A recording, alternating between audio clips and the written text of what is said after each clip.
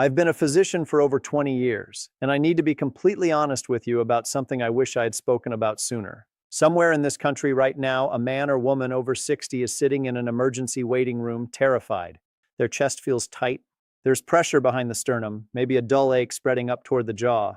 They are certain, absolutely certain, that something is wrong with their heart. And when the EKG comes back normal, when the blood markers show nothing dangerous, the doctor briefly explains that they are fine, hands them a referral, and sends them home. That person leaves confused, a little embarrassed, and quietly unsatisfied. The pain comes back. They return. The cycle begins again. I have watched this happen more times than I can count, and every single time it troubles me deeply. Because the problem is not that the heart was checked. Of course, the heart must be checked first. Always. The problem is what happens after the heart is cleared. What gets missed? What never gets properly explained?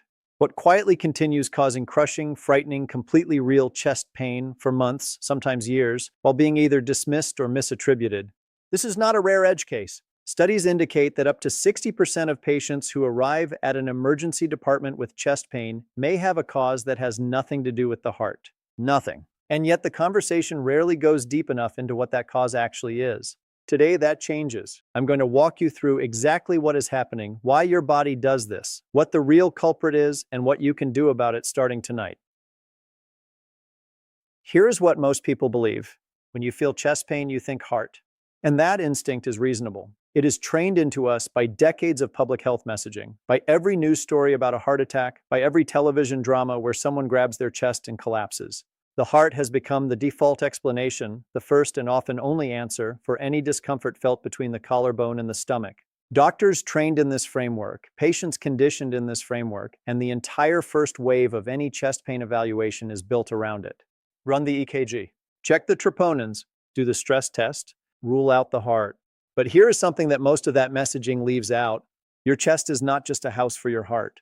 It is extraordinarily crowded real estate. Packed inside that rib cage is your esophagus, the long muscular tube that carries food from your mouth down to your stomach.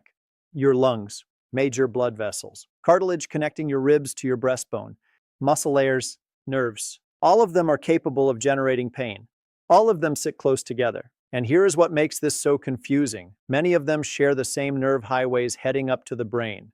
Think about an old apartment building with outdated electrical wiring. 3 different apartments on the same floor are connected to the same circuit.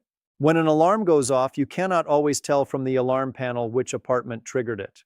You only know that something on that floor is wrong. Your brain works similarly. When a pain signal arrives from deep inside the chest, whether it originated in the heart, the esophagus, or the cartilage connecting your ribs, it often comes in through overlapping nerve pathways, and your brain registers it in nearly the same location. The result is that esophageal pain, for example, can feel almost identical to cardiac pain. Same location, same quality. Sometimes even the same radiation into the jaw or the arm. This is not a flaw in human biology. It is simply the architecture of a complex system. But it creates an enormous problem in the real world because the conventional wisdom says check the heart and stop there. Most people have been told implicitly or explicitly that if the heart is fine, then the chest pain is stress, anxiety, or something vague that will eventually go away. That explanation fails millions of people over 60 every single year. And today I want to change that for you. The reason this matters more after 60 than at any other time of life is that several of the most common non-cardiac causes of chest pain become significantly more prevalent as the body ages. Esophageal function changes. The lower sphincter, the valve between the esophagus and the stomach, becomes less reliable. The cartilage that connects your ribs to your sternum becomes more vulnerable to inflammation. These are not catastrophic changes, but they are real, they are common, and they produce very real, very frightening chest pain that deserves a real name and a real explanation. If you have had chest pain, had your heart checked and cleared, and are still living with unexplained discomfort in your chest, there is a reason for this, and it connects to something I'm going to explain in the next few paragraphs that will, for many of you, feel like a long overdue conversation. Now, what I am about to explain changes everything. The most common non-cardiac cause of chest pain, by a significant margin, is a condition called gastroesophageal reflux disease, which most people know simply as GERD, or acid reflux. GERD is the most common cause of non-cardiac chest pain and of chest pain in general. Not back pain, not muscle pain. Chest pain, the kind that sends people to the emergency room. Here is why that happens. When gastric acid escapes from your stomach and backwashes into your esophagus, it burns it on the inside, causing pain, and you feel it in your chest because your esophagus runs directly through your chest. The esophagus is not in your belly, it is in your chest. And when it is burning or spasming, the pain lands exactly where you would expect cardiac pain to land. But GERD is just the beginning. Alongside reflux, there are esophageal motility disorders, meaning conditions where the muscles of the esophagus do not contract in their proper coordinated rhythm. Motility disorders affect the muscles in the esophagus and can cause esophageal muscle spasms or constrictions, which produce pain and swallowing difficulties. An esophageal spasm can create a pressure-like crushing pain in the chest that is virtually indistinguishable from a cardiac event without diagnostic testing. Picture someone squeezing a garden hose in the middle. Water gets stuck, pressure builds, and the whole system seizes. That is roughly what esophageal spasm feels like from the inside. There's also a third important player, and this one is missed even more frequently. If the nerves in your esophagus become hypersensitive, they may feel discomfort even with very small changes in pressure or acid. After 60, this hypersensitivity can develop gradually, meaning even small amounts of acid, amounts that would not bother a younger person at all, can now trigger significant chest discomfort. You have not dramatically worsened. Your threshold has simply changed. The scope of this problem is genuinely staggering. Up to 60% of patients presenting to the emergency department for chest pain may have a non-cardiac etiology. That is not a fringe statistic. That is the mainstream reality of what emergency physicians see every single day. And yet, most of those patients, once their hearts are cleared, leave without a complete picture of what is actually going on. Chest pain is a common symptom in many esophageal diseases, and the commonality of esophageal disease as a cause of non-cardiac chest pain has not been sought uniformly in clinical practice. There is your answer. Not malice, not incompetence, simply a gap between what the science shows and what the clinical workflow consistently delivers. This is the part that stopped me in my tracks when I first read the research. And it is the part that changes how you should be thinking about every episode of chest discomfort you have had since turning 60. To understand why the esophagus fools the brain so convincingly, we need to look at what is actually happening at the level of the nervous system. And I promise to make this simple because the biology here is genuinely fascinating. Inside your chest, your heart and your esophagus share a remarkable anatomical relationship. They are neighbors, not just spatially but neurologically. Convergence of primary sensory neurons from the esophagus and the heart on spinal dorsal horn neurons is responsible for the overlapping features of esophageal and cardiac chest pain. Let me translate that. Both the heart and the esophagus send their pain signals through related nerve pathways that converge at the same junction in the spinal cord.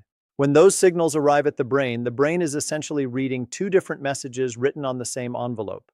It cannot always tell which organ sent the letter. So it does what any reasonable system does when information is ambiguous. It defaults to the most alarming interpretation it knows.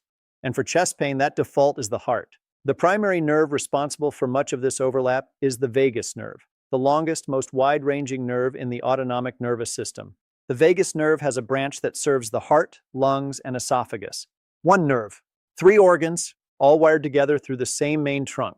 The vagal nerves contain 75% of the parasympathetic nervous system's nerve fibers, sending information between your brain, heart, and digestive system. Now here is where aging changes the calculation. After 60, the lower esophageal sphincter, that muscular valve separating your stomach from your esophagus, begins to function less reliably in many people. When it relaxes at the wrong time, acid escapes upward. That acid does not just sit there quietly. Esophageal exposure to acid evokes sensory hypersensitivity.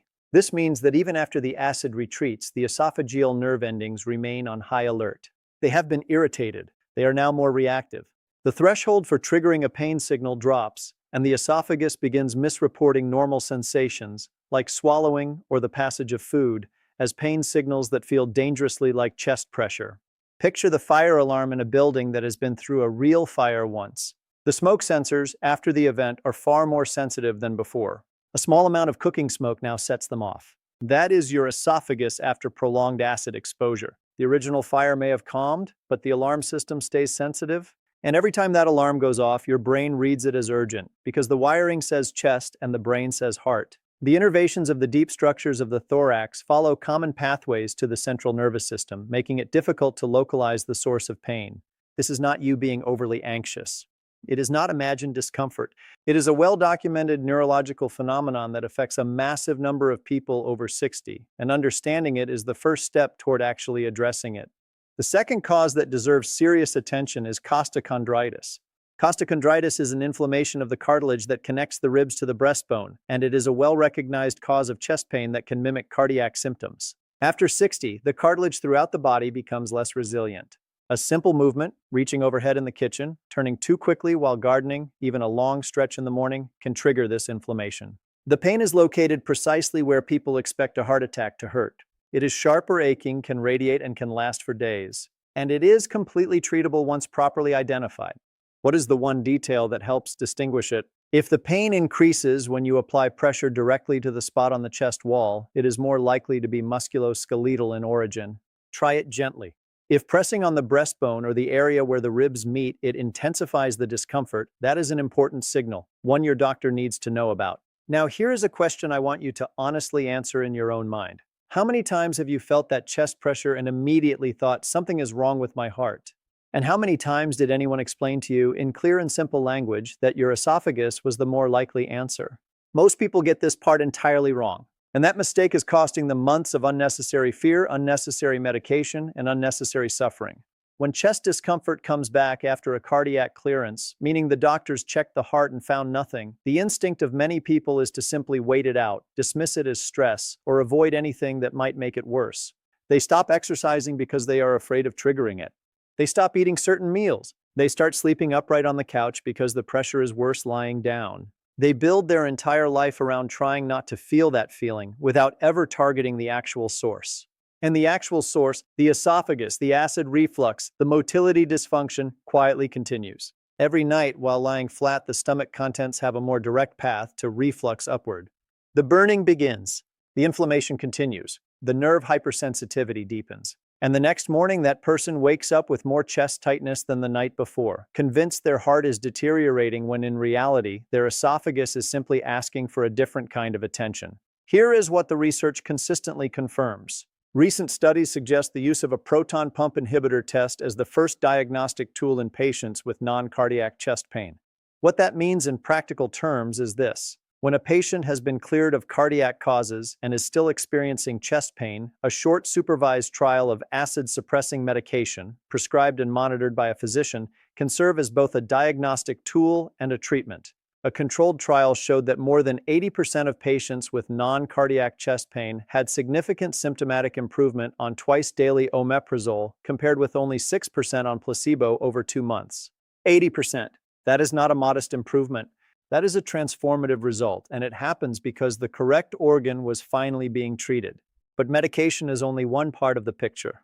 What you do every day matters enormously. Consider what happens at a family dinner table. Plates loaded with heavy, rich food, eaten quickly, followed by relaxing in a recliner with the television on.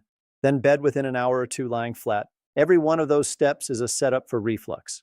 The volume of food distends the stomach. The fat in the meal slows gastric emptying.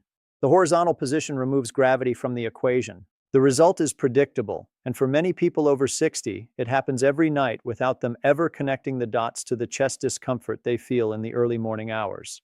There's also a connection between esophageal pain and specific medications that many people over 60 are already taking. Non-steroidal anti-inflammatory drugs, the pain relievers many reach for daily, can irritate the esophageal lining directly. Certain blood pressure medications and osteoporosis medications are also well-documented sources of esophageal inflammation when not taken properly. If you take your morning pills with a small sip of water and then lie back down, those medications may sit against the esophageal wall and cause direct chemical irritation that registers as chest pain later in the day. Before I get to the exact changes that can help, you need to understand this first. Not all esophageal chest pain feels like heartburn. That is one of the biggest reasons it gets missed. Many people picture acid reflux as a burning sensation behind the breastbone, maybe with a sour taste. But in a significant number of cases, particularly in older adults, the primary symptom is simply pressure, a heaviness, a tightness, an ache, without the classic burning that most people associate with reflux. Studies have shown that chest pain from esophageal causes can show no significant difference in severity, radiation, or relation to exercise compared to cardiac pain, which is precisely why the diagnostic challenge is so great and why this continues to be missed.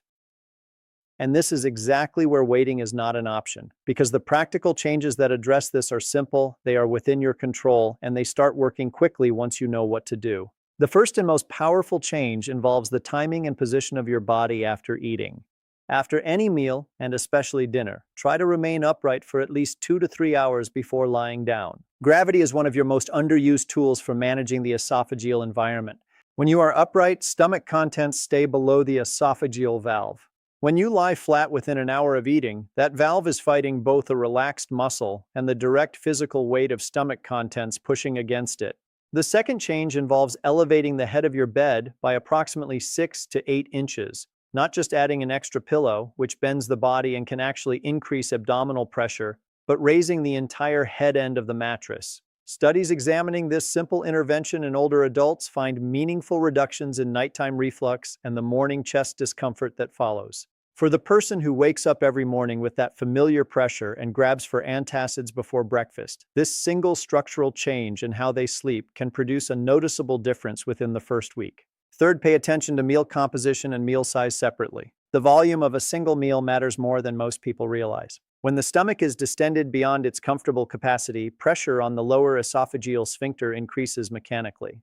You do not need to eat less overall. Eating smaller amounts more frequently gives the stomach the chance to empty properly between meals, reducing that pressure before it has the chance to push acid upward. Fourth, and this applies specifically to those experiencing musculoskeletal chest wall pain, gentle anti-inflammatory approaches, ice, heat, and in some cases short-term medications recommended by your physician, can dramatically reduce costochondritis symptoms within days. The key is accurately identifying the source first, which is done by pressing on the affected area, noting whether symptoms worsen at certain movements, and discussing the full picture with your physician rather than simply describing chest pain. Now, here is something I want you to add to your list for your next medical appointment. Ask specifically about a gastroenterology referral. Request that the possibility of GERD-related non-cardiac chest pain be formally evaluated if it has not been. Research following patients with a diagnosis of non-cardiac chest pain showed that most patients did not undergo a gastrointestinal evaluation. That gap, that step that gets skipped, is where so many people over 60 remain stuck in a cycle of fear and confusion that they do not have to be stuck in. If there is someone in your life over 60 who needs to hear this, do me a favor and send them this right now. It could genuinely matter. I want to close with something that has stayed with me for a long time, a thought that began forming not in a lecture hall or a research paper, but in a conversation with a patient I will call Margaret. Margaret was 67. She had been to the emergency room 4 times in 18 months. Each time her heart was checked. Each time it came back fine. Each time she went home a little more frightened and a little less certain about what her own body was trying to tell her. By the time she sat across from me, she had stopped walking her neighborhood loop in the mornings because she was afraid the exertion would trigger another episode. She had stopped attending her granddaughter's weekend soccer games because the bleacher seats were uncomfortable and she feared being far from medical help. Her world had gotten smaller and smaller, not because her heart was failing, but because no one had ever given her the right explanation for what was actually happening. After a proper evaluation, which included a gastroenterology referral, a discussion of her medication timing, an adjustment to her sleeping position, and a monitored trial of acid-suppressing therapy, Margaret's episodes became rare and then stopped entirely. She went back to her morning walks. She cheered at every soccer game, and the thing she said to me that I have never forgotten was this: I wasn't sick. I just didn't know what my body was trying to say. That is exactly what I want for you. Your body has been speaking to you. Now, for the first time, you know how to listen. Chest pain after 60 deserves a complete conversation, not just a cleared EKG and a referral that never gets followed. The esophagus, with its shared nerve pathways, its reflux tendencies, its motility changes, its medication sensitivities, this is what deserves your attention next. Alongside the important work of ruling out cardiac causes, a thorough evaluation of the esophagus and the chest wall is not optional medicine.